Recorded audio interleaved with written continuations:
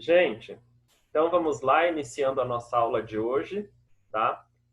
Vamos fazer as correções daquelas atividades que não foi corrigida ainda, tá? Então nós temos lá, número 1, isso já é o quê? Uma revisão para a avaliação de vocês. Então prestem atenção, porque conforme eu vou fazendo a correção, eu já retomo o conteúdo como revisão, tá? Porque daí na semana que vem eu vou enviar a avaliação de vocês para estarem fazendo. Então, as imagens a seguir representam diferentes povos que tiveram grande contribuição na formação inicial da população brasileira. Observe as imagens e ligue-as aos respectivos nomes. Então, nós temos ali índios, né, negros e brancos. Aí do lado nós temos africanos, europeus e indígenas. Então, vocês vão ligar a primeira figura com indígenas, já vão fazendo a correção. A segunda figura com os africanos e a terceira figura com os europeus, tá? Então, bem fácil essa, bem tranquila.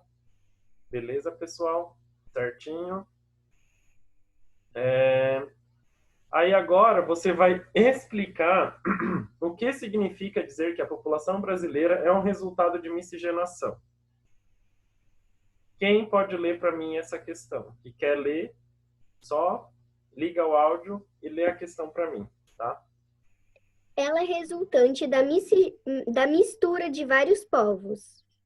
Isso, muito bem. Certinho, Letícia. Então, por que a gente pode falar isso da população brasileira, que ela é resultado de uma miscigenação? Devido ali os vários fluxos migratórios que vieram tanto da África, ali no período da escravidão, e depois vieram os europeus ali, primeiramente os portugueses, depois vieram outros europeus, né, de outras nacionalidades, para trabalharem ali nas fazendas de cafés. Então, com essas com todos esses povos vindo para o Brasil, ocorreu ali essa miscigenação, essa mistura dessas pessoas, né? Por isso que a população brasileira é o resultado de uma miscigenação, certo? Quem não, todo mundo conseguiu fazer essa? Sim. Qualquer coisa vocês mandam lá no bate-papo, que daí eu espero um pouquinho, tá? Número 2. Essa daqui é uma resposta pessoal, tá? De vocês. Então eu não vou ficar corrigindo, que até nós fizemos uma atividade parecida na sala de aula, aquela uma que vocês fizeram a pesquisa com os familiares. É quase a mesma coisa, ela é parecida, tá? A número 3, página 381. Observe novamente o mapa da página 329. Aí vocês voltam lá para a página 329. Brasil, porque parques e terras indígenas. De acordo com o mapa, vou voltar lá na página 329.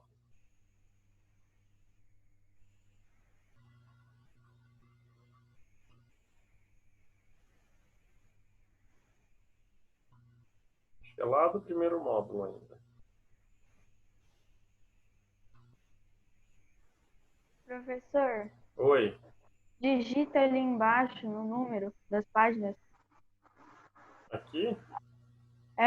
Só digitar daí já vai para a página.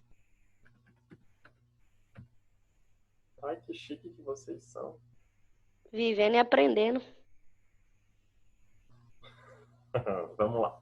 Muito bem. Página 329, tá? Daí, de acordo com o mapa Terras Indígenas, Parques e Terras Indígenas, que é esse mapa, vocês vão responder, assinalar verde para as informações verdadeiras, F para as informações falsas, apresentadas nas frases a seguir. Então, vamos lá. Maior quantidade de parques de terras indígenas demarcadas no Brasil está na região norte, com destaque para os estados do Amazonas e Pará. Então, nós temos aqui região norte, estado Amazonas e Pará. Então, se formos comparar com os outros estados do Brasil, essa afirmação é correta, então é verdadeira. A porção litorânea do Brasil possui pequena quantidade de parques e terras indígenas demarcadas? Então, a porção litorânea do Brasil nós vemos que está bem tranquilo. Então, também é verdadeira. Por quê? Porque tem a maior parte das terras indígenas demarcadas estão na região norte, tá? E tem ali nos estados do Mato Grosso e Mato Grosso do Sul que também temos bastante. Existe uma grande quantidade de parques e terras indígenas demarcadas no Distrito Federal. Olha aqui, Distrito Federal, esse quadradinho. Tem muitas terras indígenas demarcadas? Não, né? É falso. Aí lá embaixo tem que explicar a frase falsa. Então, existe uma pequena, em vez de ser uma grande quantidade, é uma pequena quantidade de parques e terras indígenas demarcadas, tá bom? A próxima, de acordo com o mapa, não existe parques e terras indígenas demarcadas no estado do Piauí. Cadê o estado do Piauí? Ó, não temos mesmo, só temos aqui no Ceará. No Piauí não tem nenhuma terra demarcada de parques indígenas. Então, também está correta a frase. Certo, pessoal? A número 4 não precisava fazer, que era pesquisa.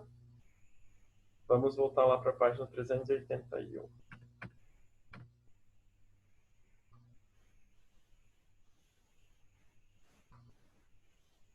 Número 5. A manchete a seguir destaca a presença de imigrantes no estado do Acre. Leia a manchete e depois responda a questão. Bolivianos e peruanos são maioria entre imigrantes no mercado de trabalho no Acre, aponta levantamento.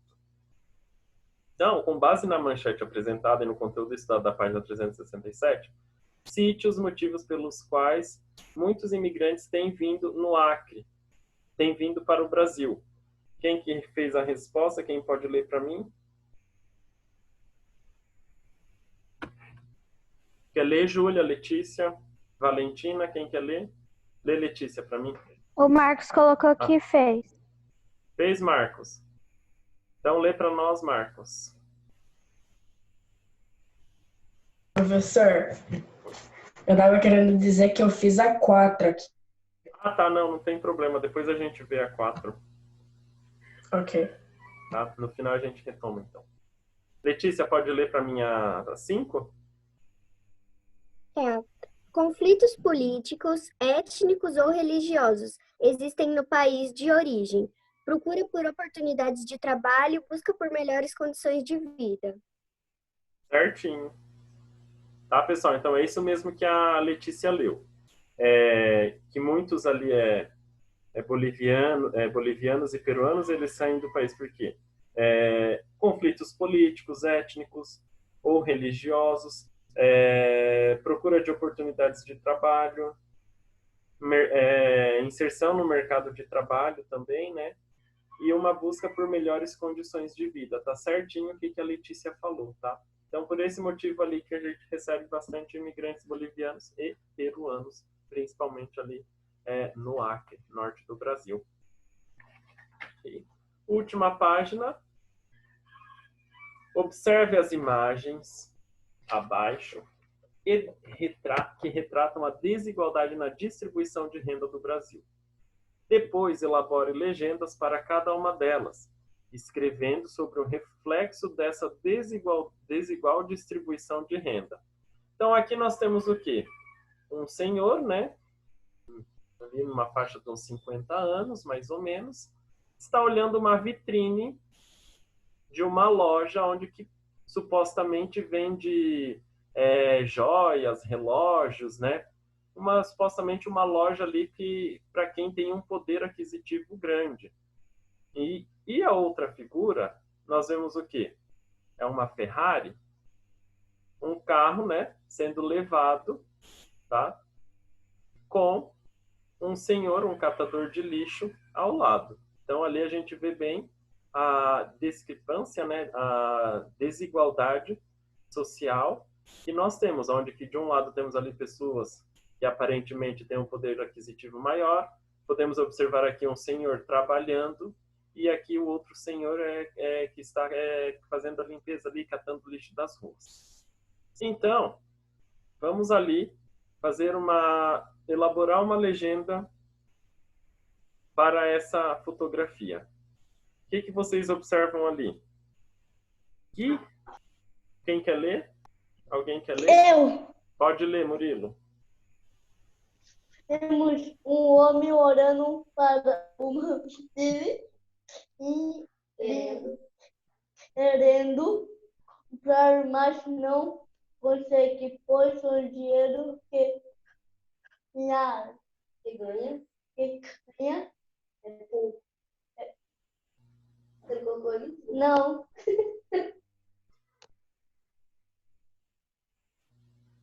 O que você escreveu até agora está certo, Murilo. Então, nessa vitrine, o que nós temos? Tá certo, tá, Murilo? O que nós temos? Um senhor, né, que parece ser de uma pessoa carente ali, que não tem uma condição de vida elevada. Ele está observando uma vitrine de uma loja luxuosa, onde ele não tem condições de adquirir os produtos dessa loja, tá? Fizeram mais ou menos isso? Se fizeram mais ou menos isso, tá ok, tá bom? E abaixo, nós temos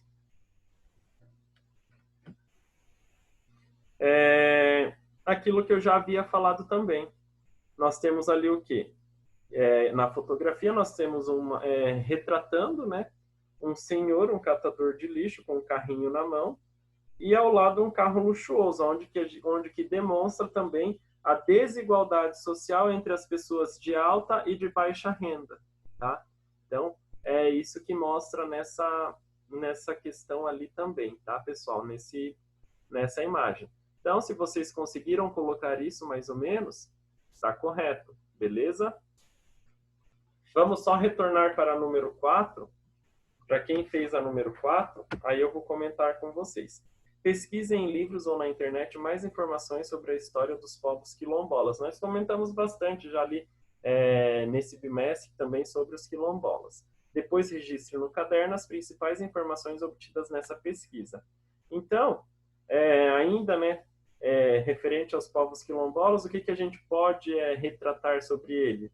Mas sobre as tradições, né, que eles possuem, sobre a culinária, que eles trouxeram, a religião, que são ali diferentes, né, que os povos africanos, eles trouxeram o quê? Ali a religião candomblé, e tem uma outra que eu não lembro o nome, se alguém lembrar o nome, fala aqui para mim. As danças, atividades econômicas também, né, diferenciadas, tá? Então, são todos esses aspectos, essas culturas, né, que os povos quilombolas trouxeram para o Brasil. Essas riquezas ali, levando também o Brasil a ter mais culturas, né, nessa miscigenação da nossa população. Ok? Vamos lá, pessoal. Então, agora vou começar a revisão, tá, do capítulo. Vou falar de forma para vocês, para dar tempo de nós revisarmos tudo, tá? Vou estar explicando um pouquinho ali sobre o que foi estudado, o que nós aprendemos esse mês.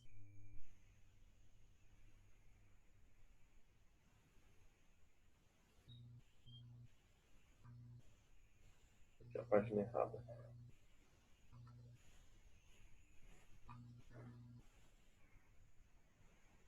Então, nós estudamos ali o que? Esse capítulo 2, durante todo o restante ali do bimestre. A dinâmica e as características socioeconômicas da população brasileira, tá? Então, nós passamos ali, fizemos algumas atividades referente ao capítulo. Então, nós vimos o quê? Que a população brasileira, a distribuição da população brasileira, ela é de forma desigual, tá? Por que essa distribuição é de forma desigual? Nós temos ali uma grande extensão territorial do Brasil.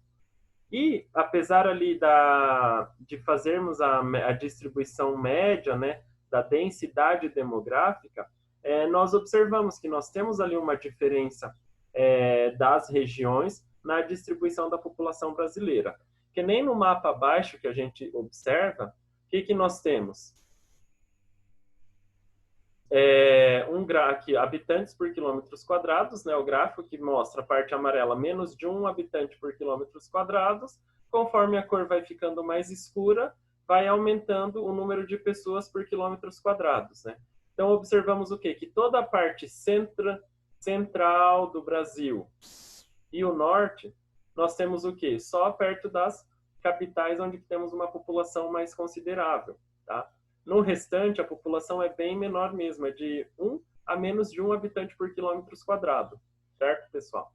E também podemos ver que na região sul, sudeste e toda a faixa leste e toda a faixa litorânea do Brasil, nós temos uma quantidade de pessoas maior.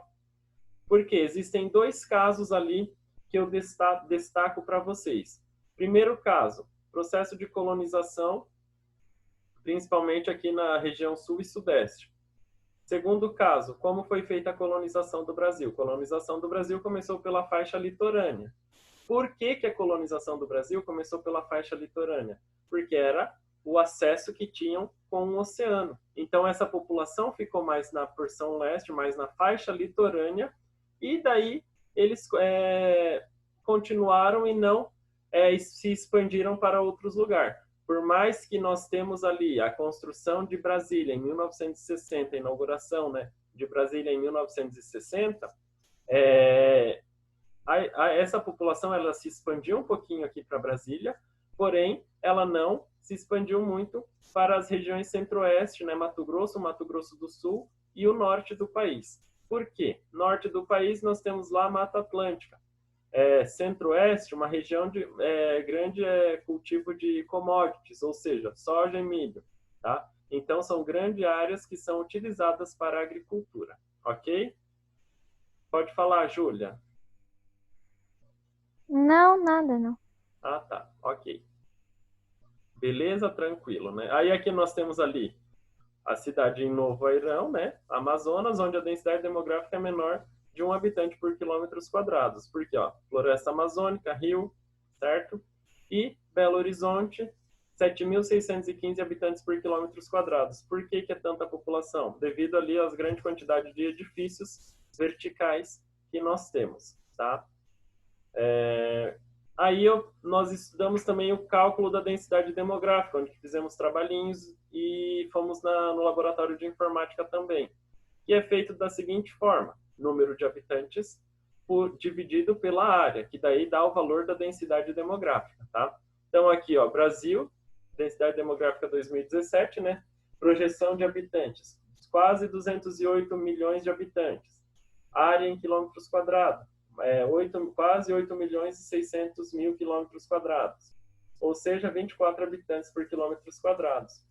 Por isso, através desse número, nós sabemos, tá? Que o Brasil ele não está distribuído a população de forma igual, porque temos ali lugares que tem menos de 1 habitante por quilômetro quadrado e outros lugares que tem mais de 7 mil habitantes por quilômetros quadrados, certo? Então, a gente faz esse cálculo para saber a densidade demográfica, né? Então, ali nós temos o quê? Nós temos o quê? O cálculo acima, que vai identificar a densidade média do Brasil, a densidade demográfica do Brasil, 24. Aí nós temos as regiões, ou seja, as regiões Centro-Oeste, Nordeste, Norte, Sudeste e Sul, cada uma possui uma quantidade. A maior, Sudeste, a menor, a Norte. Pessoal, eu acho que aqui está dando que eu tenho tempo de 9 minutos de reunião, tá? Se finalizar, eu finalizo, daí eu abro novamente, ok? E depois eu vou atualizar para eu não precisar ter ali tempo determinado da reunião. Certo? Aí vocês fizeram as atividades que nós já corrigimos. Aí nós temos ali as migrações, a mobilidade da população brasileira, tá? O que seria esse deslocamento? Deslocamento seriam ali as pessoas que saem de uma região, né, buscando novas condições em outras regiões, que é o caso aqui que ocorreu no Brasil. Nós temos lá no período de 1950 a 1960, que nós temos o quê? Um grande número de pessoas que saíram do Nordeste, tá? E vieram aqui para o Sudeste e Sul do Brasil. Por que que ocorreu isso? Devido às condições, né? A situação como que é no Nordeste, e com a expansão da industrialização, muitas pessoas saíram do Nordeste em busca de melhores condições de vida, principalmente em São Paulo e Rio de Janeiro, devido ali o processo de industrialização está bem avançado. E nós temos aqui, ó, bem interessante, do Rio Grande do Sul para o Paraná, 1950 a 1960. Por quê? Porque o Paraná estava em processo de expansão territorial, tá? Expansão, abertura de novas terras, ok? O que estavam fazendo? Estavam desmatando e fazendo novas cidades no estado do Paraná. Por isso que nós temos uma grande massa de pessoas que vêm do Rio Grande do Sul para o Paraná, tá? Que nem Palotina começou a ser colonizada em 1950. Porém, se tornou cidade em 1960, certo? E outro fator também dessa população saindo é que a agricultura ela começou a ser modernizada já nesse período. Começou ali a introdução de máquinas na agricultura. Aí é um dos fatores também que ocasionou a saída de muitas, ocasionou o êxodo rural, né? A saída de muitas pessoas do campo para a cidade. Certo? Aí nós temos lá migração 1960 e 70, como a gente já continua, né? Temos ali indo para o Amazonas e o Pará. Por que estão indo para o Amazonas e o Pará? Devido ali à extração, né, das drogas do sertão, certo? Estão me ouvindo, pessoal?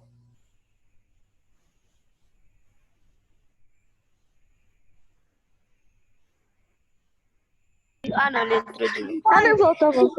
Voltou, pessoal? Voltou. Vamos lá. Visão troca. Vamos lá. Deixa eu compartilhar de novo a tela. O que aconteceu, prof? Não sei. Não sei o que já aconteceu.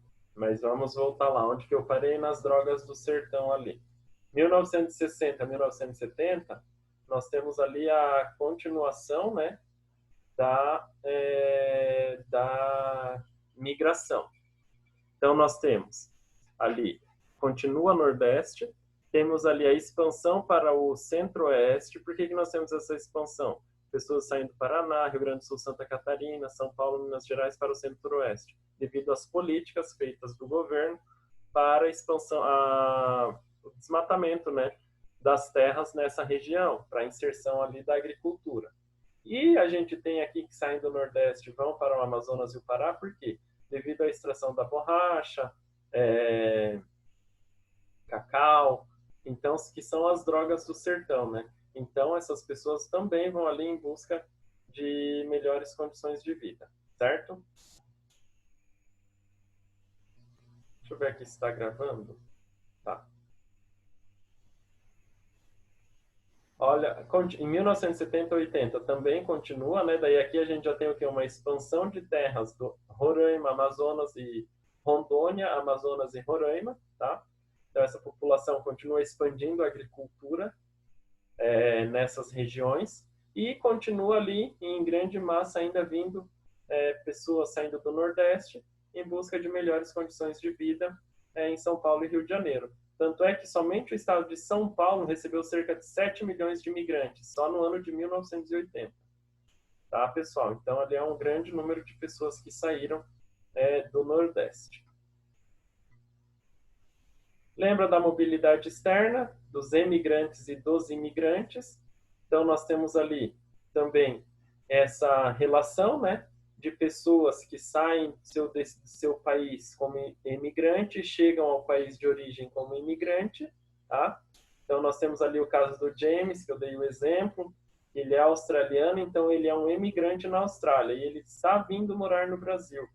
Ele acaba se tornando um imigrante australiano no Brasil, tá? Quando ele chega no país de origem, ele é um imigrante. Assim como qualquer um de nós, que saímos do nosso país e formos para outro país, saindo do Brasil, somos emigrantes. Chegando no país de origem, somos imigrantes. Ok? Tranquilo essa parte de emigração e imigração? Sim. Beleza, então. Então, nós temos ali os principais fluxos de emigração em 2015, né? Olha, no Brasil a gente tem ali, aí a gente vê por que aqui no Paraguai também tem um número de imigrantes que saem do Brasil para o Paraguai. Temos ali as questões de pessoas que trabalham ali nas fronteiras e também temos a expansão da agricultura no Paraguai, que muitos brasileiros possuem fazendas no Paraguai, tá? Por isso que nós temos esses imigrantes brasileiros que vão para o Paraguai. Estados Unidos é o que mais recebe, né, imigrantes brasileiros. Também ali, daí nós temos a Europa, no geral, o Japão, Austrália, e ali em pequenas porções Israel, Angola e Moçambique, tá, pessoal? Então, os destinos dos brasileiros que saem do Brasil e vão para para outras cidades, para outros países, né, continentes ali, imigrando esses locais. O que eles vão em busca de quê? Melhores condições de vida, melhores condições de trabalho, por mais que, vamos dar um exemplo, vai para os Estados Unidos e vai trabalhar como empregada doméstica ou garçom, tá? Eles vão lá fazem esse serviço. Mas a gente tem que saber o quê? Quando eles chegam lá, eles vão ganhar em dólares. Por mais sim, uma empregada doméstica lá vai ganhar $1.000 por mês. Se ela for fazer a conversão no Brasil, será quanto? R$ 5.000 no mês, tá? No Brasil ela vai ganhar R$ 5.000, tá? O valor que a gente faz a conversão de dólar para o real, dá quase 6.000, que o dólar está ali R$ 5,70, se eu não me engano. Ok? O que vocês estão rindo?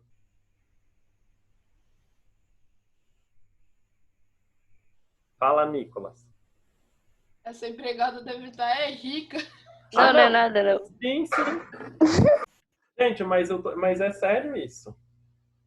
Porque lá um pintor lá nos Estados Unidos ganha $1.500, mais ou menos, por mês. Ô, louco, eu vou me mudar. Tá, pessoal? Mas é isso aí mesmo. Então, aí nós também, aqui o Brasil também recebe muitos imigrantes, tá? Muitas pessoas saem dos países de origem, claro que é em menor quantidade, mas o Brasil também recebe. Ultimamente nós temos recebido muitos imigrantes que vêm da Venezuela, da Síria, que nesse mapa não está mostrando. Por quê? Devido ali conflitos